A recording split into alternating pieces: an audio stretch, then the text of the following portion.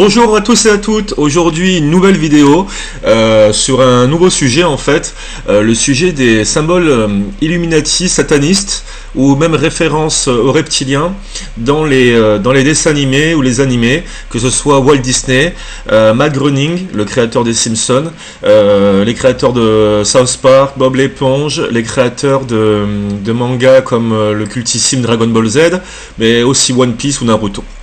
Donc aujourd'hui nous allons nous pencher plus précisément sur le cas de Dragon Ball Z, ce dessin animé qui a bercé notre enfance et qui nous a fait passer tant d'après-midi bloqués devant la télévision parce que on voulait absolument savoir la suite des aventures de Sangoku et Vegeta.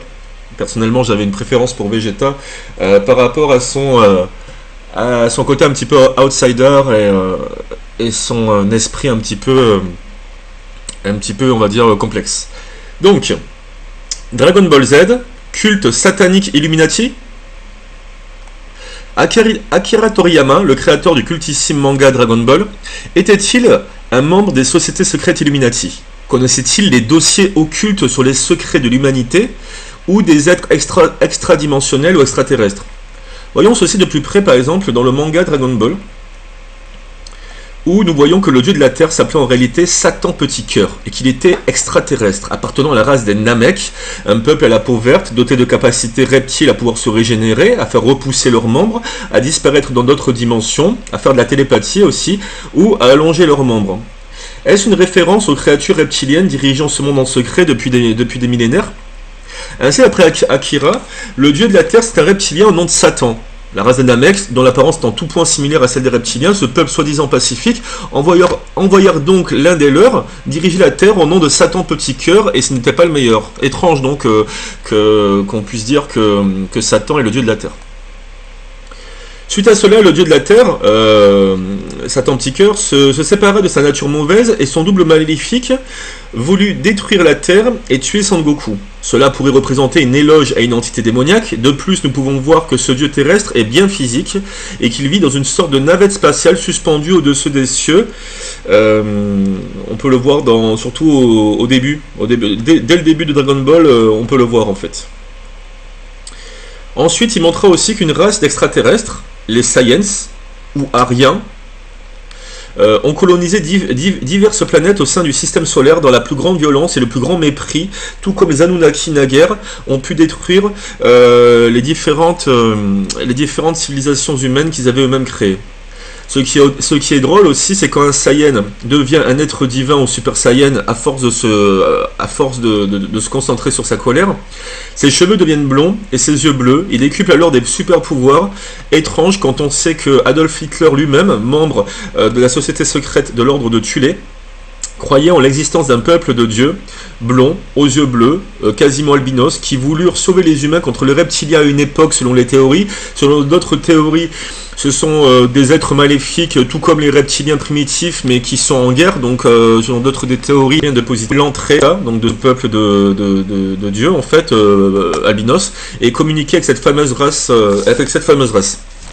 Les dieux blonds, la peau très blanche, voire albinos, comme je disais, vivaient à une époque sur Terre et de nombreuses théories expliquent le fait qu'ils durent creuser un tunnel sous terre afin d'échapper au cataclysme terrestre de l'époque. Depuis lors, ils vivraient dans un royaume souterrain, le royaume d'Agartha. Le Dalai Lama serait même ami avec le roi de cette civilisation. Et bon, en ce qui me concerne, je pense que dans la Terre creuse, il y a plusieurs races, mais je pense qu'au niveau des Aryens, il doit y avoir forcément une race pacifique, végétarienne et respectueuse, et je pense qu'il doit y avoir aussi l'antithèse maléfique. Hitler voulait sûrement rentrer en contact avec la race d'Agartha positive, mais je pense qu'il a été trompé par la race de dieu albinos, plutôt satanique en fait. Voici pourquoi Hitler est devenu fou à la fin et il est rentré dans des théories eugénistes complètement psychotiques. Après, Akira Toriyama connaissait-il l'existence de ce peuple divin intraterrestre? Voici un autre détail troublant. C'est ce phénomène de super guerrier, Saiyajin. Tout au long du dessin animé, les héros évoluent par stade. On aura donc les guerriers de niveau 1, les guerriers Saiyan de niveau 2, 3, 4, et enfin le Super Saiyan God, ou bien comment un extraterrestre devient encore un sauveur divin pour les terriens. Toujours la même référence à un sauveur externe, cette fameuse fable. Pour accélérer à ces stades, il est question de laisser exploser sa colère, il faut réussir à canaliser sa colère et la laisser monter. Pourtant, la parole biblique et même les bouddhistes disent que la colère est un poison, et on dit, si vous vous mettez en colère, ne péchez point, que le soleil ne se couche pas sur votre colère, et ne donnez pas accès au diable. Le Super Saiyan légendaire divin de l'espace n'est rien d'autre que Broly, être éternel et immortel, encore une référence à la race de ces fameux faux dieux extraterrestres, les Ariens. Akira Toriyama a-t-il voulu nous transmettre un message à peine édulcoré sur l'existence de ces diverses races extraterrestres? De plus, dans Dragon Ball Z, le grand dictateur de notre galaxie s'appelait Freezer, et la capacité, tout comme les reptiliens, de changer plusieurs fois d'apparence, et possède une puissance telle qu'il peut détruire une planète entière avec un simple mouvement du doigt, ou de procéder à l'éradication génocidaire d'une race tout entière. En effet, Freezer, tout comme les Anunnaki à l'époque, détruisant les ancêtres de l'homme actuel, Freezer détruisit aussi la race des Saiyans, mais de nombreuses autres races. Son Goku et Vegeta, d'ailleurs, seuls furent les deux derniers survivants de cette race, le prince Vegeta et Son Goku. Par ailleurs, nous voyons aussi une référence au symbole Illuminati. Lorsque Tenshin Han, guerrier Shaolin, pour exécuter son ultime technique de combat, le fameux Kikoho, forme une pyramide avec ses mains, puis il concentre son troisième œil à l'intérieur. Cela représente de manière subliminale la fameuse pyramide Illuminati, qui est constamment représentée dans les clips satanistes de Rihanna, de Katy Perry ou de Lady Gaga, mais aussi dans les films. La loge noire de la franc-maçonnerie ne se gêne pas pour influencer l'humanité à leur symbole et pour leur faire accepter de manière inconsciente à leur influence, à leur pouvoir et à leur présence. Cela représente de manière subliminale sa fameuse pyramide Illuminati. Le Kikoho, d'ailleurs, c'est la technique la plus puissante de Kikoho et d'ailleurs la technique la plus puissante du style de la grue. Elle a été enseignée à Tenshin Han, le maître des grues, dans le but d'en faire un grand assassin. Alors, Illuminati égale assassin. Donc apparemment, d'après Akira, le triangle de la pyramide des Illuminati formé avec les mains serait donc une technique pour tuer, un symbole assassin pour tuer. Et nous pouvons voir aussi les symboles satanistes dans ce fameux manga. Voici les nombreuses références au diable avec ses différentes terminaisons. Déjà, nous pouvons voir que dans Dragon Ball Z, différentes pubs montrant le 666, chiffre kabbalistique diabolique, sur des véhicules et des machines, avec le nom de Monsieur Satan, parfois écrit dessus. Satan Petit Cœur, le Namek, aussi appelé Piccolo, l'ancien dieu terrestre, son nom devient Piccolo plus tard pour ne pas choquer les occidentaux. Donc au début ça s'appelait Satan Petit Cœur, d'ailleurs encore une référence au fait que Satan peut être gentil, pour semer le trouble dans la tête des gens. Et ensuite à la fin Hercule.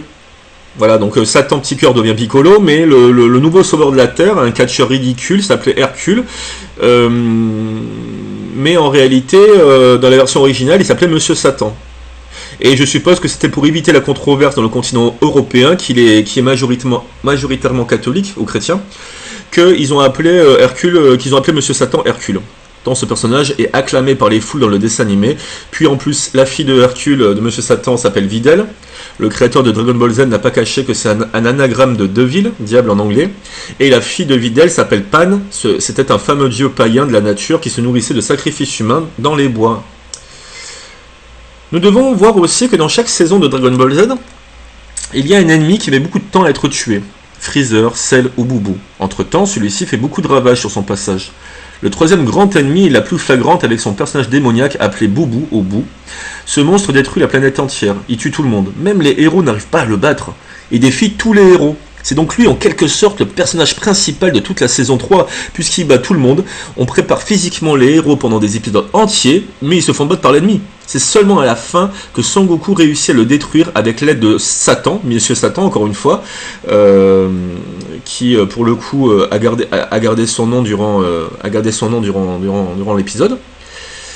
Et Son Goku demanda donc à toute l'humanité de prêter leur force à sa super technique, le Gendikama, afin de détruire définitivement le démon Boubou. Le peuple de la Terre étant méfiant à Son Goku parce qu'ils ne le connaissent pas et sa voix ne leur est pas familière, ce fut donc au tour de Hercule, Monsieur Satan.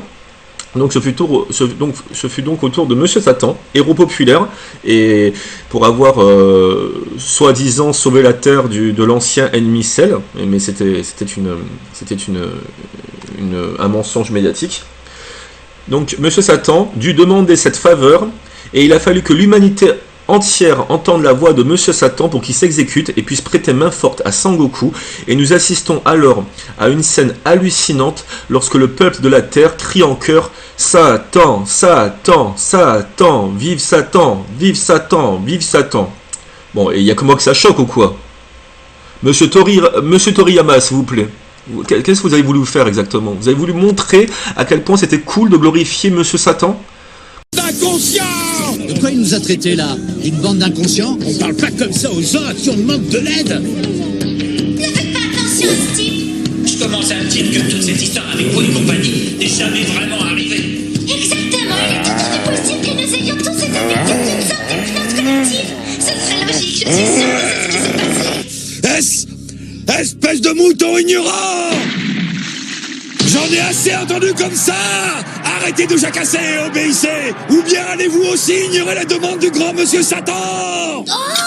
C'est Monsieur Satan! Hein? T'as entendu, maman? C'est la voix de Monsieur Satan! Vraiment? Tu en es sûr? Hein? Monsieur Satan? T'as raison, c'est bien la voix de Monsieur Satan qu'on vient d'entendre! Mais enfin, qu'est-ce qui se passe? Ah oui, c'est bien. Oui, c'est Satan. Oui, c'est vrai. Attends une seconde. Alors ça voudrait dire que depuis le début, celui qui se bat contre vous, c'est Monsieur Satan. Oui, j'en suis sûre. C'est forcément lui. Oui, c'est bien Monsieur Satan, notre héros. Parfaitement, je ne tenais pas spécialement à en parler, mais puisque vous êtes maintenant au courant, je m'apprête effectivement en ce moment même à vaincre le terrible bout. Alors envoyez tous votre énergie sans discuter. Je n'avais pas le choix. Et pour mes fans, je suis la seule personne à pouvoir les sauver. Et puis de toute façon, se débarrasser de vous est notre priorité absolue, pas vrai? C'est bien lui! C'est bien lui! Tout le monde! Y a pas de doute! C'est bien Monsieur Satan!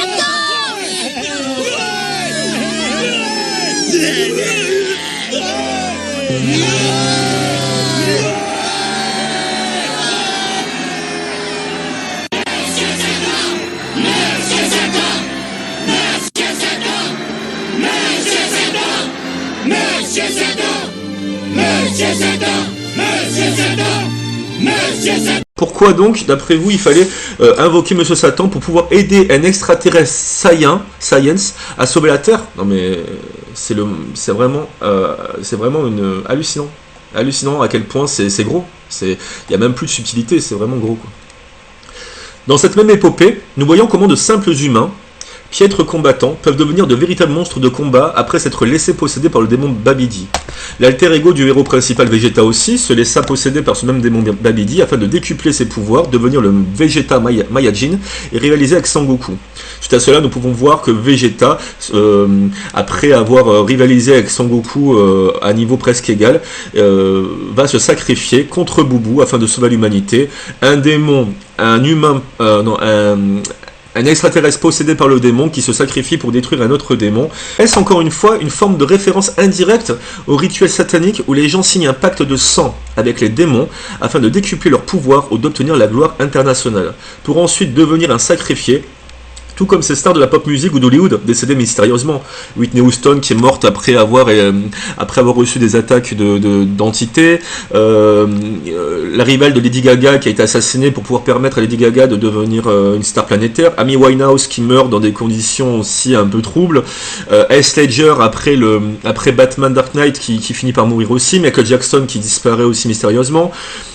Durant l'année 2016, les chanteurs Prince, David Bowie, Leonard Cohen ou d'autres qui meurent tous à la même année durant les mêmes dates symboliques, comme si ces artistes avaient une date de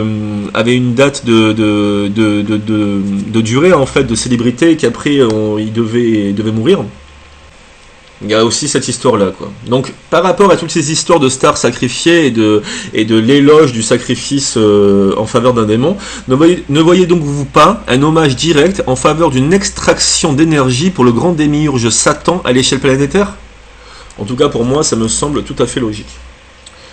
Dans Dragon Ball aussi, nous pouvons voir, donc, comme je disais, l'histoire, vous savez, de Sangoku dans Dragon Ball 1, qui, en présence de la pleine lune, était capable de se transformer en gorille géant à la force démentielle. Donc déjà, la lune est un satellite qui a été créé par des races extradimensionnelles, extraterrestres à une époque. D'ailleurs, aujourd'hui, la lune est habitée par des bases, en fait, des créatures reptiles ou des créatures dracos, hein, il suffit de vous renseigner, vous le verrez. Beaucoup de sorciers ou vampires expérimentent ce genre de technique tous les jours. Il semble que les rayons lunaires sont favorables à ce type d'esprit qui procure le pouvoir obscur de transformer les gens. C'est de la sorcellerie pure et simple, et dans Dragon Ball Z, on nous force à sympathiser avec ce genre de choses, en nous donnant comme prétexte que les héros proviennent d'une planète lointaine et qui disposent de pouvoirs surnaturels. Je ne sais pas si vous percevez un peu le vice de l'auteur, on nous pousse à adhérer aux rituels pratiqués dans les sociétés secrètes sataniques de manière inconsciente. C'est le consentement en fait involontaire. Je me souviens aussi de l'histoire de cet ancien franc-maçon, qui avait réussi à se sauver de la franc-maçonnerie, et il avait raconté lors d'une conférence qu'arrivé au 33e degré, au dernier degré des rites d'initiation maçonnique, il devait soit expérimenter le rituel vampirique ou le rituel lypantrophique. Donc si vous voulez devenir un vampire, il fallait qu'il boive du sang humain pendant 1 mois d'affilée, et si vous voulez faire le rituel lypantrophique, il devait expérimenter effectivement le fait de laisser s'éveiller son côté obscur pour devenir une sorte de bête en fait. Alors, vous remarquerez aussi un fait incontournable dans ce manga japonais, c'est évidemment le dragon Shenron, entité reptilienne sans âme, dont l'invocation passe par l'utilisation des 7 boules de cristal. Lorsque les protagonistes du manga l'invoquent, ils peuvent ensuite lui demander exactement ce qu'ils veulent. Donc vous voyez à quel point Akira Toriyama, franc-maçon satanique de base, encourage le rituel de magie noire. Le dragon est une métaphore des entités sans âme reptiliennes et malveillantes, diaboliques, participant à la destruction progressive de ce monde et à l'extraction énergétique de l'humanité, mais les héros favoris de nos enfants ont pour habitude de l'invoquer. Je ne dis pas que tous les enfants regardant ce manga vont devenir satanistes, francs-maçons, spirites ou autres, ou qui vont invoquer des démons. Ce que je dis en réalité, c'est que non seulement en regardant ce dessin animé, on peut se laisser faire, lobotomiser, par le biais du consentement inconscient, mais en plus de cela, ce rituel habituel dans Dragon Ball Z renforce dans l'esprit des gens l'idée selon laquelle on peut faire appel à des esprits, djinns, pour tout genre de femmes, peu importe leur nature. Parfois dans le dessin animé, les héros font appel aussi à une voyante qui se nomme Baba la voyante, qui invoque les démons, et nous savons à quel point le spiritisme est une abomination aux yeux de la spiritualité universelle de paix, quoi, aux yeux de la loge blanche.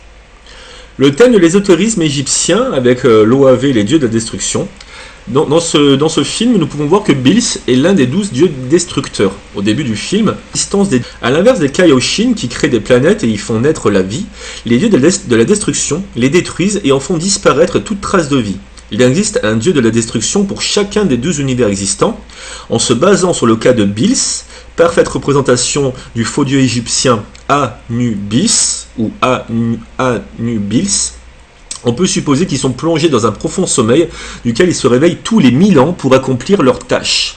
Encore une fois, Akira nous a conditionnés à l'existence de plusieurs dieux et démontre la cruauté des faux dieux extraterrestres capables de détruire des planètes entières. Le seigneur Bills est celui qui est rattaché à l'univers dans lequel se déroule l'histoire de Dragon Ball, la nouvelle épopée. On comprend donc à travers ce dessin animé quelle est la déité qui procure toute cette gloire internationale à Akira Toriyama, puisque ce dernier ne se gêne pas pour nous faire la publicité de cette créature immonde, le grand démiurge reptilien Yahvé, ou Anu, ou le grand archonte, comme vous voulez. Ce dessin animé permet de renforcer dans l'esprit des gens l'idée selon laquelle ils peuvent par exemple se prosterner devant la Vierge Marie, un dragon reptilien ou autre. Tintin et Dragon Ball d'ailleurs ont ceci en commun au sujet de l'occultisme, car dans l'un des épisodes de Tintin on parle des 7 boules de cristal. Ce n'est pas anodin, quasiment toutes les séries animées populaires mondialement telles One Piece, Naruto, Bleach, Dragon Ball, les films Walt Disney, les Simpsons, South Park ou Bob l'éponge ont pour projet de nous conditionner dans le symbolisme Illuminati, l'occultisme ou le spiritisme le plus obscur dès notre plus bas âge, et tout cela avec un aspect divertissant et amusant avec des couleurs chatoyantes. Les symboles ont le pouvoir, comme vous le savez, de ceux qui les créent et les diffusent. Ce dessin animé justifie donc l'usage de la colère, du spiritisme, de la magie noire, et ça influence le psychisme des enfants par le biais des messages subliminaux. Ce dessin animé, dans le pire des cas, pousse les jeunes à la violence ou à la sympathie envers les entités sans âme, l'occultisme, et quand bien même ce dessin animé pousserait les gens à faire confiance à des entités spirituelles, ce sont toujours des entités démoniaques, comme le dragon par exemple, référence aux reptiliens, ou les esprits. Dragon Ball Z est un dessin animé exclusivement consacré au dragon d'ailleurs, l'entité reptile. Akira Toriyama a fait une alliance, je pense, avec la société secrète du serpent, Illuminati, et il leur rend souvent des signes et des hommages, afin d'obtenir leur gloire, et de la gloire de ce monde, et pour populariser de plus l'idéologie de la race reptilienne et Dracos qui gouverne en secret ce monde. Une idéologie qui est liée au mysticisme de sacrifice de sang, de magie, d'idolâtrie, la croyance selon laquelle l'homme récèle d'une puissance obscure qu'il doit développer. Cette alliance avec les esprits des ténèbres n'est d'ailleurs pas étonnante, puisque Akira Toriyama lui-même passe son temps à produire des mangas qui rendent gloire au dragon. Je pense notamment à Dragon Quest, Blue Dragon, Chrono Trigger, etc., etc. Qu'on ne vous trompe plus, Dragon Ball Z est un culte divertissant, je pense, 100% Illuminati reptilien. Je vous laisse donc quelques passages sacrés à méditer si vous le voulez. Par exemple, quand dans l'Apocalypse 16.13, et je vis sortir de la bouche du dragon, et de la bouche de la bête, et de la bouche du faux prophète, 3 esprits impurs semblables à des grenouilles. Il saisit le dragon, le serpent ancien qui est le diable et Satan, et le lia pour 1000 ans. Apocalypse 20.2. Sentence des bêtes du midi à travers une contrée de détresse et d'angoisse d'où viennent la lionne et le lion, la vipère et le dragon volant. Ésaïe 30.6. Ne te réjouis pas, pays des Philistins, de ce que la verge qui te frappait est brisée, car de la racine du serpent sortira un basilic et son fruit sera un dragon volant. Ésaïe 14.29. Tu marcheras sur le lion et sur la spique, tu fouleras le lionceau et le dragon. Psaume 91.13. Ça me fait penser aux races extradimensionnelles. On a dans le monde extradimensionnel, dans les dimensions du bas astral, il y a les créatures, les félins, il y a les créatures dracos, les créatures reptiliennes, et c'est bizarre quoi. Tu marcheras sur le lion et sur la spique, tu fouleras le lionceau et le dragon. C'est très étrange. Je pense qu'il y a quand même des bons côtés aussi dans l'Ancien Testament, le Nouveau Testament. Et bon, malheureusement, ces livres religieux ont été infiltrés par la société secrète du serpent, et donc ce sont aussi des implants de la matrice. Donc merci d'avoir écouté ma petite vidéo au sujet des dessins animés Illuminati. J'espère qu'elle vous a plu et je vous dis à bientôt pour une nouvelle vidéo.